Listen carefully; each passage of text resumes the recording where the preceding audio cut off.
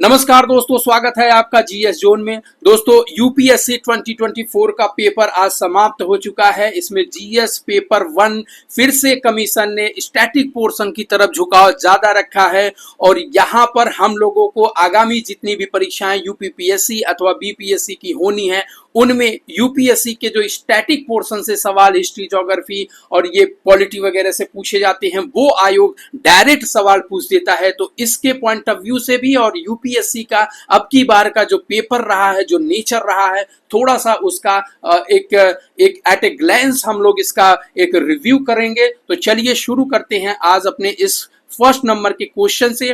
तो पहला ही कथन इसमें दिया है कि साहेल क्षेत्र में अस्थिरता, बिगड़ती सुरक्षा स्थिति विद्यमान है। दोस्तों, आपको हम बता दें कि अफ्रीका कॉन्टिनेंट का ये जो हिस्सा है ये साहेल क्षेत्र के नाम से जाना जाता है, जो कि शुरुआत होता है आपका सेनेगल से और खत्म होता है इरिट्रिया से, यानी ये अटलांटिक सी को आपके रेड सी से कनेक्ट करता है और यहाँ पर कई प्रकार का डिस्टरबेंस है। अभी हाल ही में पेपर और न्यूज में भी हम लोगों ने पढ़ा था प्री की तैयारी के क्रम में कि भैया यहां से सेना को, फ्रांस ने अपनी सेना को यहां से हटाने का निर्णय लिया था। तो ये क्षेत्र कहीं ना कहीं चर्चा का विषय इस वर्ष में 2024 में 23 में रहा है। तो यहां से सवाल बनने की उम्मीद थी और बिल्कुल ये सवाल बन चुका है।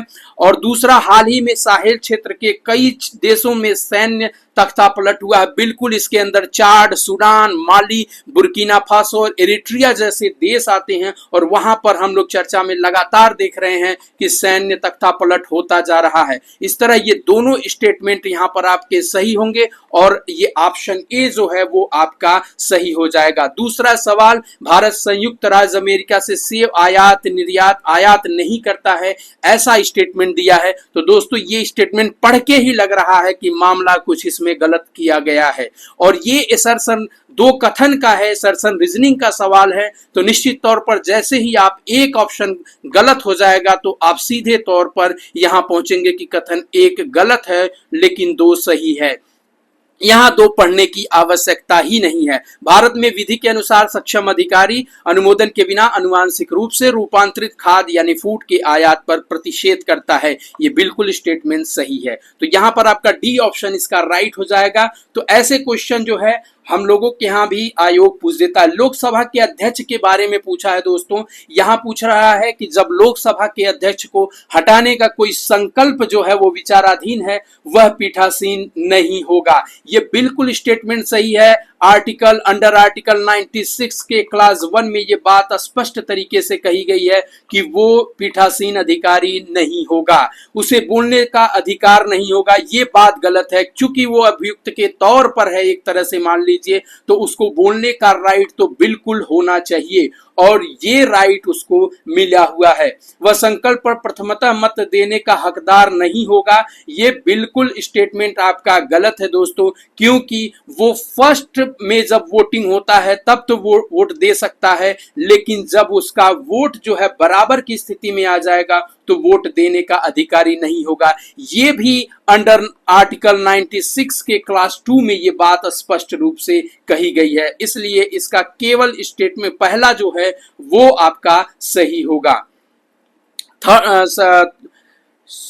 फोर्थ नंबर का क्वेश्चन है, भारतीय संसद के संदर्भ में निम्नलिखित कथनों पर विचार कीजिए। लोकसभा में लंबित कोई विधेयक उसके विघटन के हो जाने पर व्यपगत हो जाता है। ये स्टेटमेंट आंशिक रूप से सही है, लेकिन आगे हम और पढ़ेंगे। लोकसभा द्वारा पारित और राज्यसभा में लंबित कोई विधेयक लोकसभा के विघटन हो जाने पर व्यपगत हो जाता है। तो ये भी स्टेटमेंट आपका सही है। कोई विधेयक किसी जिसके संबंध में भारत के राष्ट्रपति ने सदनों की संयुक्त बैठक आहूत होने के अपने आशय की सूचना दे दी है, लोकसभा का विघटन हो जाने पर व्यपगत यानी आपका लैप्स हो जाता है। ये स्टेटमेंट गलत है। तो 3 यहां से आपका गलत हो गया। तो ये देखिए 3 जब गलत हो जाएगा तो आपका 1 और 2 होगा। लेकिन यहाँ पर एक बात और ध्यान रखिएगा दोस्तों, वो ये कह रहा है कि लोकसभा में लंबित कोई विधेयक उसके विघटन, 3 नंबर का 1 नंबर स्टेटमेंट 3 नंबर के स्टेटमेंट के एक दूसरे के देखिए कैसे एक दूसरे के विपरीत है। बिल्कुल यहाँ पर अगर ये बात मानते हैं तो ये भी यहाँ मानना पड़ेगा कि अगर ज्वाइंट सिटिंग उसने बोल दिया है तो मे बी की व्यपगत नहीं होगा। तो ठीक है, तो यहां पर आपका स्टेटमेंट दोनों लगभग सही हो जाएंगे। फर्स्ट और सेकेंड जो है वो दोनों आपका स्टेटमेंट यहां पर सही हो जाएगा। ठीक है, अब चलते हैं हम अपने नए क्वेश्चन। फिफ्थ नंबर के क्वेश्चन पे भारत के संसद के संदर्भ में ये बात कही गई है कि भारत के जो राष्ट्रपति द्वारा किसी सदन के सत्रावसान के लिए मंत्रिपरिषद के परामर्श की आवश्यकता नहीं है। ये भैया आप आर्टिकल 53 में भी आप जानते हैं, 75 में भी आप जानते हैं कि जो हमारे राष्ट्रपति महोदय हैं वो केवल नाम मात्र के हैं। उनका सारा का सारा काम जो होता है वो आपकी करती है मंत्रिपरिषद के ही सलाह पर ये काम करते हैं। तो ये बात तो पहले नंबर का स्टेटमेंट बिल्कुल गलत हो गया, इसलिए दो ऑप्शन तो आपके यही गलत हो गए। सदन का सत्रावसान सामान्यतः सदन के अनिश्चित काल के लिए स्थगित होने के पश्चात किया जाता है, किंतु भारत के राष्ट्रपति द्वारा उस सदन का सत्रावसान करने पर कोई वर्जन नहीं किया गया है। बिल्कुल स्टेटमेंट सही है। लोकसभा का विघटन भारत के राष्ट्रपति द्वारा असाधारण परिस्थितियों को छोड़कर मंत्रिपरिषद के परामर्श से किया जा सकता है। ये दोनों स्टेटमेंट सही हैं। 6 नंबर के क्वेश्चन पर चलते हैं। 6 नंबर का जो क्वेश्चन है, हाल ही में यूरोपीय संसद ने the net zero industry act को मंजूरी दिया है और दूसरा स्टेटमेंट यह है कि यूरोपीय संघ वर्ष 2040 तक किसी का भी जो टारगेट है वो नहीं है। मिनिमम टारगेट 2050 तक का है और अपन सब 2070 तक का टारगेट यानी इंडिया ने रखा है शायद। तो 2050 से नीचे किसी का टारगेट नहीं है, तो स्टेटमेंट नंबर सेकंड तो आपका यही गलत हो जाएगा। और असर्शन और रीजनिंग का सवाल इसीलिए बहुत आसान हो जाता है कि अगर इसमें से कोई भी एक स्टेटमेंट गलत हो जाता है तो आपका काम आसान हो जाता है। दूसरा स्टेटमेंट सही नहीं है और पहला जो है सही है, तो ये आपका सी ऑप्शन जो है will be the right answer. 7 number question देखते हैं। तो हाल ही में वेनेजुएला ने अपने आर्थिक संकट से तेजी से उबरने में सफलता प्राप्त की है और अपने लोगों को दूसरे से पलायन प्रवास रोकने में अभी भी आप देखिए वेनेजुएला में जो है डिस्टरबेंस बना हुआ है। तो स्टेटमेंट नंबर 2 तो आपका गलत हो गया। वेनेजुएला के पास तो ये भी है सर्सन रीजनिंग का सवाल, फटाक से आपका पहला स्टेटमेंट अगर गलत होता है तो दूसरा स्टेटमेंट सही होगा, यानी डी ऑप्शन होगा। फिर भी एक बार चेक करेंगे कि वेनेजुएला के पास विश्व के सबसे बड़े तेल भंडार है। बिल्कुल, मराकैबे झील के आसपास बहुत सारे यहाँ पर तेल के भंडार पाए जाते हैं और विश्व में सबसे ज्यादा जो आपका सोर्स से पता चला है कि वेनेजुएला के पास सबसे ज्यादा भंडार है। ठीक है, भंडार की बात किया, भंडारण क्षमता की अगर बात करता तो शायद यूएसए या रसिया में से कोई एक हो सकता है, लेकिन यहाँ कोई कंफ्यूजन नहीं है कि भंडार की क्षमता जो है वो आपका इसके पास है। इसलिए स्टेटमेंट जो है ऑप्शन आपका D will be the right answer. 8वें नंबर का डिजिटल इंडिया भूमि अभिलेख आधुनिकीकरण जो कार्यक्रम है, इसमें कथन दिया गया है इस योजना को कार्यान्वित करने के लिए जो है वो आपका इस योजना में 100% वित्त पोषण है। इस योजना के अंतर्गत जो है मानचित्र डिजिटलीकरण किया जाएगा। दोनों स्टेटमेंट सही है आपका। और ये तीसरा जो स्टेटमेंट है, स्थानीय भाषा में उपलब्ध अधिकार अभिलेखों को भारत के संविधान द्वारा मान्यता प्राप्त किसी भाषा में, इस पे थोड़ा सा कहीं ना कहीं कंफ्यूजन है, इसलिए इसका जो आंसर है वो एग्जैक्ट आंसर मैं नहीं बता सकता। अगर ये स्थानीय भाषा का होगा तो ये डी ऑप्शन सही हो जाएगा, नहीं तो फर्स्ट और सेकेंड तो आपका सही ही है। इसके बाद चलते हैं अगले क्वेश्चन की तरफ। प्रधानमंत्री सुरक्षित मातृत्व अभियान, ये बहुत आपकी जो योजनाएं हैं बहुत इंपॉर्टेंट हैं हर एग्जाम हर कमीशन के लिए। और ये आपका पहला जो कह रहा है कि 6 महीने की वास्तविक स्वास्थ्य चिकित्सा देखभाल जो गारंटी है वो कोई गारंटी नहीं देता है, इसलिए फर्स्ट नंबर का जो स्टेटमेंट है वो गलत हो जाएगा। और सेकंड, इस योजना के अंतर्गत कुछ विशेषताओं वाले निजी क्षेत्र जो दिया है, ये आपका जो सेकंड स्टेटमेंट है इज राइट है और आपका ऑप्शन जो बी होगा वो राइट हो जाएगा। नारी शक्ति वंदन अधिनियम हम लोग पढ़े भी थे।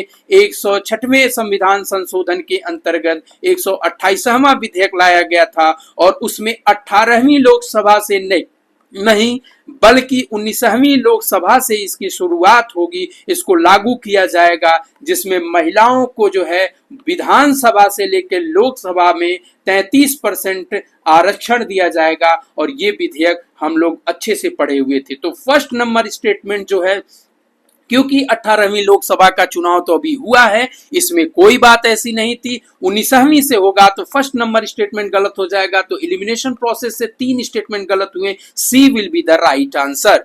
10वें नंबर के सवाल की तरफ चलते हैं। प्रधानमंत्री यस 10 नंबर का सवाल जो है वो ये है कि प्रधानमंत्री श्रम योगी मानधन योजना के अंतर्गत इस योजना में नामांकन के लिए 21 से नहीं बल्कि 18 से 40 साल का उम्र है। स्टेटमेंट नंबर 1 आपका गलत हो गया, तो 2 ऑप्शन तो यहीं से गलत हो गए। लाभार्थी द्वारा आय विशिष्ट अंशदान दिया जाएगा, दूसरा स्टेटमेंट सही है। तीसरा जो है वो 3,000 रुपए प्रति माह न्यूनतम और 60 वर्ष, बिल्कुल ये भी स्टेटमेंट सही है, दोनों स्टेटमेंट सही हैं। और चौथा जो है वो पति पत्नी विवाहित पुत्रियों, ये स्टेटमेंट गलत है, इसलिए आपका बी आंसर जो है वो सही होगा।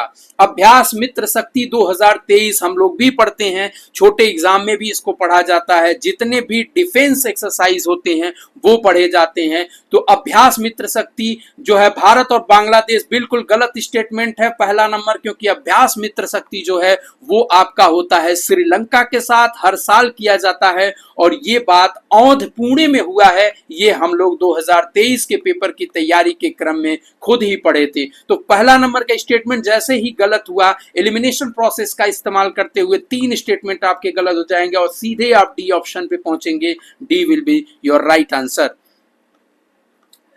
13 नंबर का है प्रतिषेध रीट उच्चतम न्यायालय द्वारा उच्च न्यायालय, बिल्कुल दोनों स्टेटमेंट सही है। सुप्रीम कोर्ट को ये अंडर आर्टिकल 32 के अंतर्गत राइट दिया गया है और हाई कोर्ट को अंडर 226 के अंतर्गत 226 के अंतर्गत जो है ये रीट जारी करने की शक्ति, 5 प्रकार की रीट जारी करने की शक्ति है। पत्रक्षीकरण, परमादेश, प्रतिषेध, अधिकार परीक्षा, उत्प्रेषण, ये 5 प्रकार की रीट। तो यहां पर 13 नंबर का जो सवाल है, किसी सरकारी अधिकारी को उसे किसी विशिष्ट कार्रवाई करने से नहीं, ये प्रतिषेध की बात कर रहा है। जब आप पढ़ेंगे तो प्रतिषेध निचली अदालत को किसी मामले में कार्रवाई जारी रखने का प्रतिषेध करती है। ये स्टेटमेंट सी जो है वो आपका सही है। ठीक है। 14 नंबर के सवाल को अगर हम देखें तो क्या लिखा हुआ है कि वह राज्य का राज्यपाल है जो राज्य के किसी समुदाय को अनुसूचित जाति जनजाति का मान्यता, बिल्कुल स्टेटमेंट गलत है, क्योंकि राज्यपाल के पास ये पावर नहीं होती है। अंडर आर्टिकल 342 के क्लास 1 के अंतर्गत ये जो पावर दी गई है वो दी गई है आपको प्रेसिडेंट को, और वो प्रेसिडेंट उसको वो करता है, इसलिए फर्स्ट नंबर स्टेटमेंट सही गलत हो गया। किसी राज्य में अनुसूचित जाति और जनजाति के रूप में घोषित किसी समुदाय के लिए आवश्यक नहीं कि वह दूसरे राज्य, बिल्कुल बहुत सारे जो आपके एमपी में है भील वगैरह, उनको वहां पे रखा गया है अनुसूचित जाति में, और जो बाकी भील दूसरे जगह है उनको ओबीसी में। तो ये चलता रहता है। जैसे बिहार में जो है वो बिहार में बहुत सारी जातियां जो अनुसूचित जनजाति में आती हैं, लेकिन यूपी में वो जनजातियां वो उसमें नहीं आती। स्टेटमेंट नंबर 2 बिल्कुल सही है and the B will be your right answer. 15 number है केंद्रीय बजट के संदर्भ में कथनों पर विचार कीजिए। प्रधानमंत्री की ओर से केंद्रीय वित्त मंत्री दोनों सदनों के समक्ष वार्षिक वित्तीय विवरण रखती हैं, बिल्कुल गलत है, क्योंकि प्रेसिडेंट इसको रखवाता है अंडर आर्टिकल 110 और 112 के अंतर्गत केंद्रीय वित्तीय विवरण की बात यानी बजट की बात की गई है, और 110 के अंतर्गत अनुमोदन ऑलरेडी ले लिया गया होता है, इसलिए प्रेसिडेंट यहां पर होगा, आपका प्रधानमंत्री नहीं होगा। तो स्टेटमेंट नंबर 1 आपका जो है वो गलत हो गया। केंद्रीय यूनियन स्तर पर भारत के राष्ट्रपति की अनुशंसा के बिना अनुदानों की मांग नहीं की जा सकती है, बिल्कुल सेकंड नंबर स्टेटमेंट आपका सही है। और यहाँ देखिए ये बुक तो हम लोग अभी पिछले अपनी तैयारी के क्रम में इसको याद किए थे कि वाई भारत मैटर्स। तो यहाँ पर एस जयशंकर जो है हमारे जो फॉरेन मिनिस्टर हैं, उन्होंने सुब्रमण्यम जयशंकर जी ने इस बुक को लिखा था कि वाई भारत मैटर्स। ठीक है। 17 नंबर है अर्जेंटीना सबसे खराब आर्थिक संकट, बिल्कुल इस समय आर्थिक संकट से अर्जेंटीना भी गुजर रहा है। सूडान में अर्धसैनिक बल, अभी हमने साहिल वाला बात करते हुए ये बात कही भी थी, तो ये दोनों स्टेटमेंट आपके सही हैं। तुर्की नाटो की अपनी सदस्यता निरस्त कर दिया, बिल्कुल गलत है, तुर्की ने अभी नहीं किया, तो केवल 2 युग्म जो हैं वो आपके सही हैं।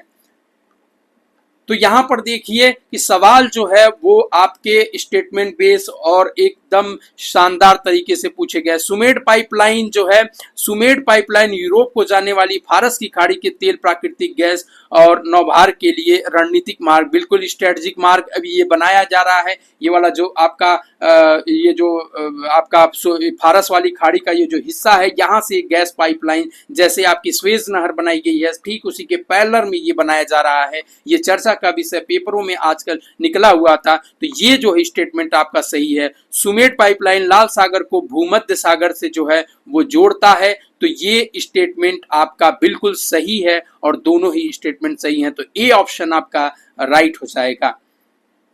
यहां पर आप देखिए 19 नंबर का क्वेश्चन, लाल सागर में किसी भी रूप में बहुत कम वर्षण होता है और लाल सागर में नदियों के जल का प्रवेश नहीं होता है। तो हम लोग अमूमन देखते भी हैं रेड सी जो है वो आपका ये जो आपका अरब सागर प्रायद्वीप है, ये रेड सी है और यहाँ पर कोई नदी हम लोग अमूमन नहीं पढ़ते। नील नदी है लेकिन वो जाते हुए ये मेडिटेरियन सी में गिर जाती है। यहाँ कोई विशेष कोई नदी नहीं गिर रही है। स्टेटमेंट 1 राइट हो गया, 2 राइट हो गया और फर्स्ट भी राइट हो गया। इस क्षेत्र में वर्षण भी कम होता है। तो दोनों ही स्टेटमेंट यहाँ पर सही नजर आ रहे हैं।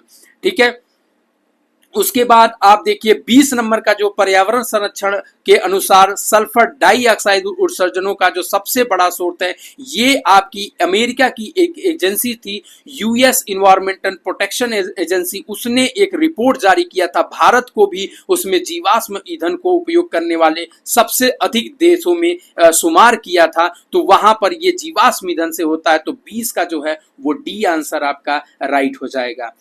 21 नंबर के सवाल को देखिए, दिसंबर 2023 भारत सरकार द्वारा कितने परिसीमन आयोग का गठन किया गया है। तो जब परिसीमन आयोग का भी दिसंबर में हम लोग पढ़ रहे थे तो वहां देखे थे ये चौथी बार परिसीमन आयोग बनाया गया है। सबसे पहले जो परिसीमन आयोग बनाया था गया था 1952 में, फिर 1963 में, फिर 1973 में और 2002 में, मतलब 2000 इधर अभी बनाया गया था। तो ये जो है 4 बार अभी तक बनाया जा चुका है आपका परिसीमन आयोग।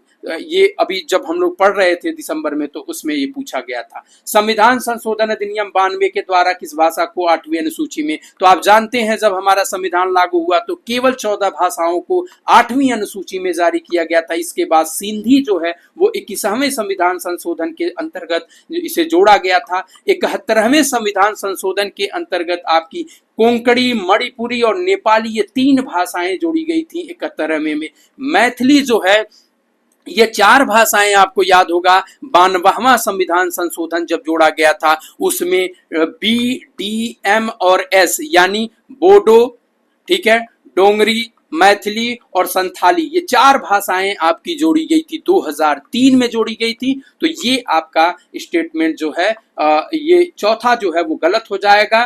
ठीक है, मैथिली गलत हो जाएगा। तो ये 3 जो है कोंकणी, मणिपुरी और Nepali 1, 2, 3 will be your right answer. आगे का अभी हम थोड़ी देर में फिर से आपको अपडेट